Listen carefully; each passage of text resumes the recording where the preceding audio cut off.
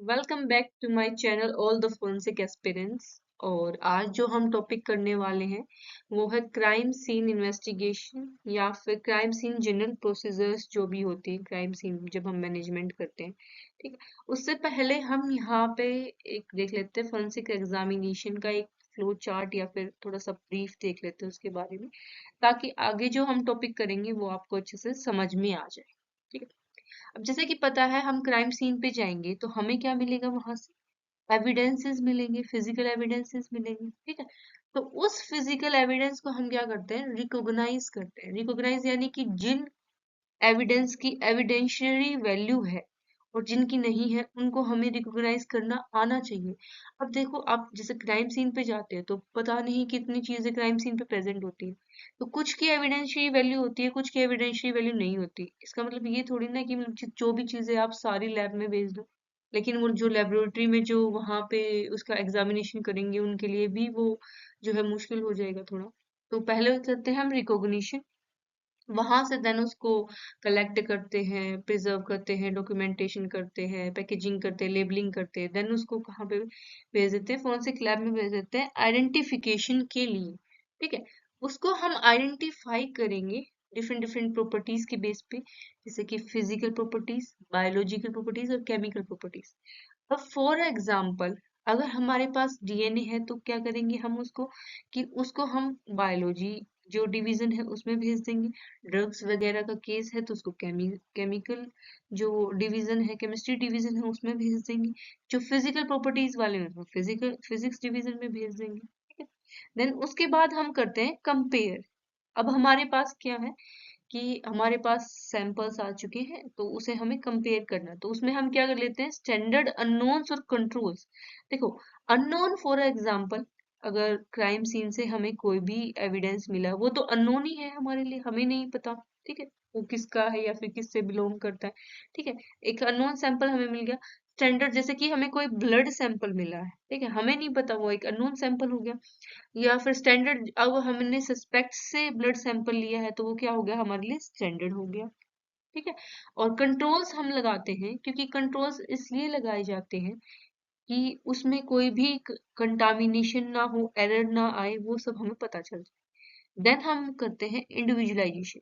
Individualisation में क्या होता है कि वो किससे बिलोंग कर रहा है, कहाँ से बिलोंग कर रहा है, वो स्पेसिफिक हम इंडिविजुअलाइजेशन कर देते हैं। Then reconstruction. रिकंस्ट्रक्शन जो होता है वो हर बार नहीं होता है, मतलब स्पेसिफिक अगर जरूरत है तो रिकंस्ट्रक्शन किया जाता है क्राइम सीन का, और इन्वेस्टिगेटिव इंफॉर्मेशन के बेस पे।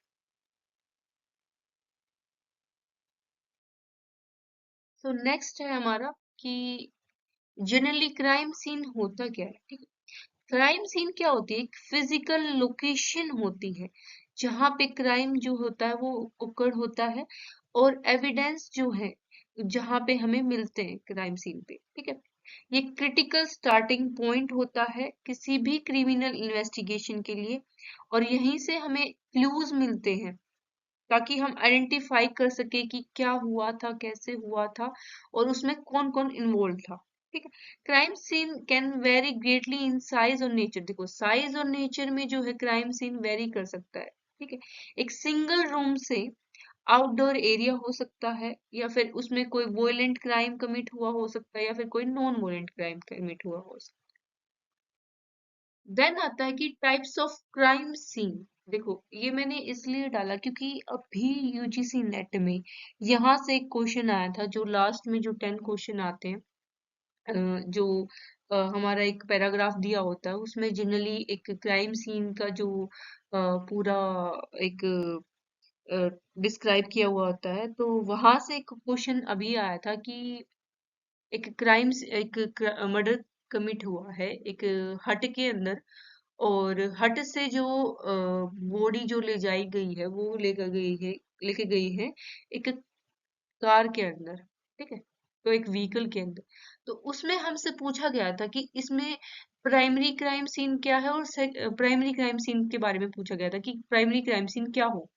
उसके केस में आंसर आना था हट। तो यहाँ पे टाइप्स ऑफ क्राइम सीन जो है, यहाँ से कुछ क्वेश्चन बने थे तो मैंने ये भी इसमें ऐड कर दिया। ठीक है। तो अब हम देखते हैं कि प्राइमरी क्राइम सीन क्या होता है, सेकेंडरी क्राइम सीन क्या होता है। जैसे कि प्राइमरी क्राइम सीन, ठीक है, जहाँ पे ओरिजिनल या फिर फर्स्ट क्रिमिनल एक्ट occurred हुआ है वो हमारा प्राइमरी क्राइम सीन होता है। जैसे कि मैं एक एग्जांपल दूं, जैसे आपको यहाँ दिख रहा है कि जहाँ पे क्राइम एक्चुअली हैपन होता है वो प्राइमरी क्राइम सीन होता है। जैसे कि एक बैंक जहाँ पे रोबरी हुई है, और एनी सब्सिक्वेंट सीन, जो सब्सिक्वेंट सीन जो बाद का जो भी होता है उसे हम सेकेंडरी क्राइम सीन कहते हैं, ठीक है। लोकेशन जो क्राइम से रिलेटेड होती है लेकिन वहां पे एक्चुअल क्राइम नहीं हुआ होता है, जैसे कि एक कार को यूज किया गया है रोबरी के बाद, ठीक है। तो नेक्स्ट जो टॉपिक है हमारा वो है जनरल क्राइम सीन प्रोसीजर्स, ठीक है। अब प्रोसीजर्स क्या क्या होती हैं जब आप क्राइम सीन पे जाते हैं, तो सबसे पहले आता है असिस्टिंग द विक्टिम। जो फर्स्ट रिस्पोंडर होता है उसका काम होता है कि सिचुएशन को एक्सेस करके, अगर देखो सिक्योर तो करते ही क्राइम सीन को, लेकिन उससे पहले अगर कोई विक्टिम इंजर्ड है तो उसे फर्स्ट एड देना और उसको मेडिकल एड तक पहुंचाना, ठीक है। तो विक्टिम को असिस्ट करना जो है ये सबसे पहला काम होता है हमारा क्राइम सीन प्रोसीजर के अंदर। देन आता है सिक्योरिंग द क्राइम सीन, ठीक। अब क्राइम सीन को सिक्योर होता है करना होता है क्योंकि ये क्रिटिकली इम्पोर्टेंट होता है क्राइम सीन को सिक्योर करना, ताकि कोई भी एविडेंस लॉस ना हो, उसका कोई कंटेमिनेशन ना हो, ठीक है। क्राइम सीन की इंटीग्रिटी बनाने के लिए उसको हमें कंप्लीटली रिस्ट्रिक्टेड करना पड़ता है, ठीक है। फिजिकल बैरियर्स या फिर इफेक्ट, जो फिजिकल बैरियर्स होते हैं वो इफेक्टिव टूल्स होते हैं, ठीक है, रेस्ट्रिक्ट करने के लिए क्राइम सीन को।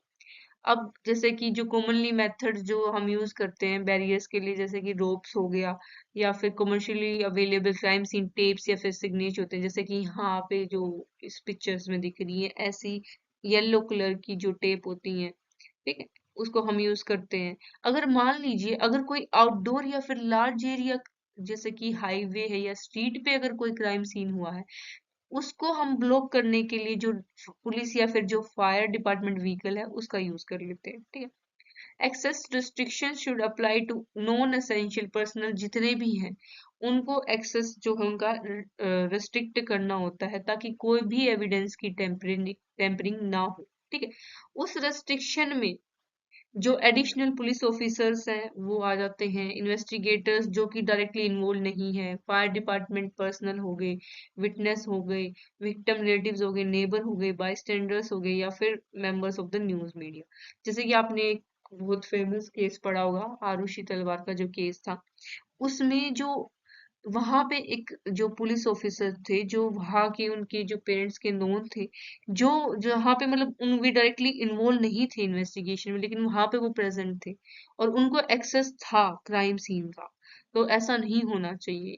और वहां पे विक्टिम के जो रिलेटिव्स थे सबका एक्सेस था, नेबर्स का एक्सेस था, और वहां पे जो न्यूज मीडिया थी वो तो लाइव रिपोर्टिंग चल रही थी उनकी, तो वहां पे भी सबको एक्सेस था। तो क्राइम सीन का जो है वहां पे कुछ एविडेंस ऐसा कुछ खास मिला नहीं, एविडेंस जो है वो डिस्ट्रॉय हो गए, टेम्पर्ड हो गए सारे। तो ऐसा नहीं होना चाहिए। हम एक मल्टी लेवल अप्रोच देख लेते हैं क्राइम सीन सिक्योरिटी में, ठीक है। सबसे यहाँ पे 3 लेवल्स होती हैं जो क्राइम सीन सिक्योरिटी के लिए, लेवल 1, लेवल 2 एंड लेवल 3। तो जो लेवल 1 की जो सिक्योरिटी होती है, यहाँ पे एक जनरल पैरामीटर क्रिएट कर दिया जाता है, जैसे कि एक जनरल पैरामीटर क्रिएट कर दिया जाता है, ठीक है। और ये लेवल जो सिक्योरिटी होती है इसे हम ओवरऑल सिक्योरिटी लेवल भी बोलते हैं, ठीक। यहाँ पे जो है एक चेक पॉइंट बना दिया जाता है और एक सिक्योरिटी ऑफिसर को यहाँ पे बैठा दिया जाता है ताकि वो किसी अनरेलिवेंट पर्सन को या फिर किसी भी व्हीकल को किसी को यहाँ पे अलाउ ना करे। और यहीं पे अंदर एक स्पेशल एरिया डेजिग्नेट कर दिया जाता है मीडिया के लिए। देन आती है हमारी लेवल 2 सिक्योरिटी, ठीक है। ये जो है बिल्कुल क्राइम सीन से जो है एडजेसेंट होता है, बिल्कुल साथ में होता है। यहाँ पे पुलिस पर्सनल या फिर जो भी सपोर्ट पर्सनल होते हैं या फिर इमरजेंसी पर्सनल वहीं पे आ सकते यहीं पे आ सकते हैं। और यहीं पे एक एरिया जो है अलग से हायर रैंकिंग पुलिस या फिर ऑफिशियल्स के लिए दे दिया जाता है ताकि कोई कंटामिनेशन ना हो। देन आता है हमारा लेवल 3, टारगेट एरिया सिक्योरिटी। यहाँ पे जो है हाईएस्ट लिमिट ऑफ एक्सेस होती है। ठीक है, यहाँ पे सिर्फ उन्हीं को अलाउ किया जाता है जो यहाँ पे इन्वेस्टिगेशन कर रही होते। सो नेक्स्ट हमारा आता है क्राइम सीन सर्वे। सो जो लीड इन्वेस्टिगेटर है और जो केस ऑफिसर है वो एक प्राइमरी वॉक थ्रू करते हैं, ठीक है, फर्स्ट रिस्पोंडर के साथ, क्योंकि जो फर्स्ट रिस्पोंडर होता है उसे जो है जो कंडीशनल ज्यादा बेटर पता होती है, उसको केस के बारे में ज्यादा अच्छे से पता होता है। ठीक है, उसके साथ वो एक प्राइमरी वॉक थ्रू करते हैं केस इन्वेस्टिगेशन के लिए। ठीक है, वॉक थ्रू के साथ साथ क्विक फोटोग्राफ्स और एक मेंटल रिकंस्ट्रक्शन किया जाता है इवेंट्स का कि क्या किया क्या हुआ होगा। ठीक है, वहां पे की एविडेंस को ऑब्जर्व किया जाता है, कोई भी फिक्स थ्योरी नहीं बनाई जाती है। ठीक है, और इन्वेस्टिगेटर नोट करता है ट्रांजिएंट और कंडीशनल एविडेंस। अब ट्रांजिएंट और कंडीशनल एविडेंस वो एविडेंस होते हैं जो चेंज हो जाते हैं, जैसे कि वेदर हो गया, वेदर चेंज हो सकता, लाइट, ऑर्डर, या फिर कैसा ऑर्डर था वहां पे, तो ये हम इन्वेस्टिगेटर नोट करता है और डॉक्यूमेंट करता है या फिर प्रिजर्व करता है अगर वो नेसेसरी है तो। ऑल्सो एंट्री और एग्जिट पॉइंट जो है क्राइम सीन की, वो भी उसको भी आइडेंटिफाई किया जाता है, मूवमेंट पाथ्स को, टारगेट एरिया को, जो significant issue like road closes जो है उनको वो जो है आइडेंटिफाई करता है। ठीक है? जो फाइनली है सीन बाउंड्री जो है, क्राइम सीन बाउंड्री, उसको एक्सेस कर लिया जाता है, जितने भी अब देखा जाता है कि कौन कौन से पर्सनल चाहिए या फिर इक्विपमेंट चाहिए, और जो कोर जो क्वेश्चंस होते हैं कि कैसे हुआ, क्यों हुआ, कब हुआ, ये सब एड्रेस करना शुरू कर दिया जाता है। नेक्स्ट हमारा आता है कि notification of superior officers and other agencies. ठीक है, अब जो फर्स्ट रिस्पोंडर होता है, ठीक है, उसको इम्पोर्टेंट होता है कि वो जो सुपीरियर ऑफिसर्स है या फिर जो भी अदर एजेंसी जो भी वहां पे नीडेड है उसको वो नोटिफाई कर। ठीक है, जैसे कि इमीडिएट नोटिफिकेशन जो फर्स्ट रिस्पोंडर होता है उसे नोटिफाई करना होता है हमारे अपने सुपीरियर ऑफिसर को, और मतलब क्राइम सीन के बारे में जितना जल्दी हो सके उतना जल्दी। ठीक है, चेन ऑफ कमांड में जो भी पर्सनल है, ठीक है, जो भी गाइडलाइन के अकॉर्डिंग जो भी पर्सनल है उसको भी नोटिफाई करना होता है। फोरेंसिक एंड टेक्निकल सपोर्ट, अगर फोरेंसिक की टीम की अगर रिक्वायरमेंट है, जैसे कि जो बुराड़ी केस हुआ था वो बहुत अच्छे से हैंडल हुआ था, उसमें जितना भी जो क्राइम सीन है वो उसको किसी ने भी मतलब कुछ भी नहीं, वहां पे जब तक फोरेंसिक की टीम प्रेजेंट नहीं हुई वहां पे किसी को एंट्री नहीं दी गई, और फोरेंसिक की पूरी टीम, वीडियोग्राफी, फोटोग्राफी, जितने भी पर्सनल थे सबको वहां पे बुलाया गया था। तो अगर उनकी जरूरत है फोरेंसिक और टेक्निक सपोर्ट की तो उन्हें भी क्या किया जाता है, इन्फॉर्म किया जाता है, और वहां पे उनको आना पड़ता है। देन आता है प्रोसिक्यूटर इन्वॉल्वमेंट, अगर मतलब नोटिफाई किया जाता है प्रोसिक्यूटर ऑफिस को अगर रिक्वायरमेंट है तो, ताकि केस की जो है उसको बेटरली अंडरस्टैंड किया जा सके। मेडिकल एग्जामिनर नोटिफिकेशन, जैसे कि जो अनअटेंडेड और सस्पिशियस डेथ होती है उसमें मेडिकल एग्जामिनर ऑफिस को जो है एमईओ को नोटिफाई करना होता है, क्योंकि जो बॉडी रिलेटेड इन्वेस्टिगेशन होते हैं उसमें बॉडी को भी एज ए एविडेंस कंसिडर किया जाता है।